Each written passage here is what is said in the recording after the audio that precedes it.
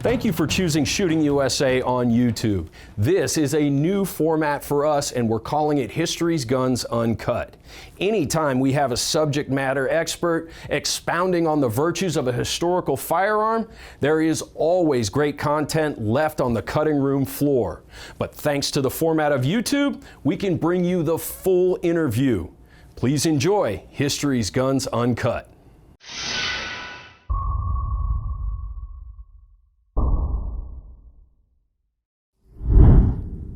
So what we have here today, prior to 1934, would have been called pistols. But the National Firearms Act of 1934 actually set new definitions for different types of firearms. Now, the definition of a pistol now is a gun designed to be fired with one hand and projects a single projectile through a rifled bore. So your gun has to have rifling in it to be considered a pistol. This was a pistol prior to 1934, but since it's a smoothbore designed to shoot shotgun shells, it's now defined as an any other weapon, which is currently regulated under the National Firearms Act with the BATFE. So to own a $12 pistol in 1934, you had to pay the government a registration fee, or they called it a tax to make it constitutional, of $200. So ultimately, guns like this, with the passage of the National Firearms Act of 1934, ceased to be manufactured. So when these guns were produced from the early 20s all the way up to 1934, it's a simple single shot, very easy to operate, inexpensive firearms. And this particular one is called the handy gun. And it actually is extremely handy. If you've lived out in the countryside or had a small farm and you had a critter getting into your chicken coop or something, you just needed to go load a single shell, go out there and take care of the problem, and you were done. You just needed a simple, inexpensive solution to solve the problem. Other guns were meant more for self-defense. This is the Ithaca Auto and Burglar, and it was designed as a self-defense gun for postmen, delivery drivers, bank tellers, any place that was getting held up on a regular basis. Because let's face it, remember, the 20s was the Al Capone, the Bonnie and Clyde. It was that whole era. And there was a lot of robberies going on. There was no FDIC insuring your bank account. So you wanted your bank teller to protect your money with an Ithaca Auto and Burglar.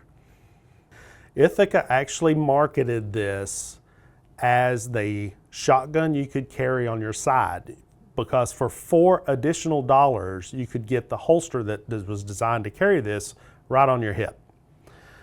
Now, it's a 20 gauge, but it was also available to be ordered in 410, 16, and 12 gauge, but all three of those other gauges are extremely rare. I've seen one example of a 12 gauge and only heard about the 410s and 16s. Now, the action was based off of their standard shotgun action at the time, designed by a man named Flues. And it's unique because he only had 3 moving parts in his lock system. The spur on the back here was actually helped to reduce muzzle flip under recoil.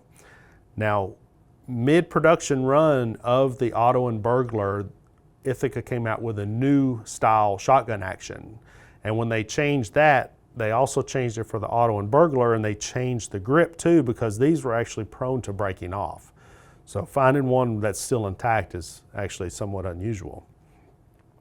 Probably wasn't something you wanted to fire for fun. I think 20 gauge was a good balance between recoil and effectiveness. I wouldn't have really wanted to shoot this in 12 gauge, and even in 410, I probably wouldn't want to shoot both barrels at the same time. Ithaca actually advertised this gun, showing pictures of criminals that had been shot with one of these to prove the gun's effectiveness. So in the 20s and 30s, wages were slim, people weren't making a lot of money, crime was high, because when you needed something, if you had no way of buying it, you went and stole it. So the highwaymen, just like it was in the 17th century, still continued all the way up into the 20s and 30s. And what would happen was these guys would wait just outside of town, because typically law enforcement was just inside of town, and cars in the 20s had running boards and no air conditioning, so everybody's windows were down. So when a car would leave town and you have to slow down or come to a stop sign, a robber would jump onto the running board of your car, stick a knife in the window, and try to get you to pull over, stop, and rob you. Well, something as short and handy as this is the original truck gun. You could just shoot them right off your running board and then go into town and tell the sheriff where to go find them. So this gun obviously was designed for close range self-defense. Much like today, people still have to rely on themselves as their first line of defense. Unfortunately, government interference doesn't allow you to have something quite as effective as this anymore, and you have to stick with a standard handgun or full-size shotgun. There's probably a lot of UPS and Amazon truck drivers out there that wishes they had some of these, because I've seen plenty of those get raided. I think postmen used to go armed. I've seen advertising where postmen were inspecting these, wanting to carry this to protect the mail.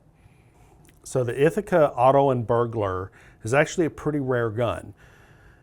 Unofficially, there's what's referred to as the Model A and the Model B. The Model A used the flues action and had the spur on the back like what we see here. And there was about 2,500 of those made. The Model B had the squared off grip and the later version of the action, and there was only about 1,500 of those. So all total, there's only about 4,000 of the Auto and Burglar guns that were ever produced. And then after the passage of 1934 National Firearms Act, very few of them probably were registered or even survived that. So collectability on these are very high, and when one becomes available at auction, they sell for a lot of money. So the Ithaca Auto and Burglar operate like any other break-open shotgun would. You open it, insert your 2 shells, close it, you've got your safety. You can pull each individual trigger, then you would open it. It does not have auto ejectors, so you would have to pull your case shells out and stick more in. So the H&R Handy gun was actually available in 4 different calibers, 22, 32-20. Now both of those actually had rifled pistol caliber barrels, and those would not have been affected by the National Firearms Act unless they had the optional buttstock, which made it a rifle with a barrel less than 18 inches at the time, which would have still incurred the $200 tax. But a 410 or a 20 gauge shotgun would have been considered any other weapon in 1934, which is what this one and most of them were. So there are H&R handiguns out there that are standard Title I non-NFA items. So you have to know what you're looking for and know the differences to know if you need the paperwork to go with it or not. So volume on these, there were 54,000 handiguns made in all calibers and different configurations. So there was a lot of these that were getting thrown away in 1934 thanks to our United States government.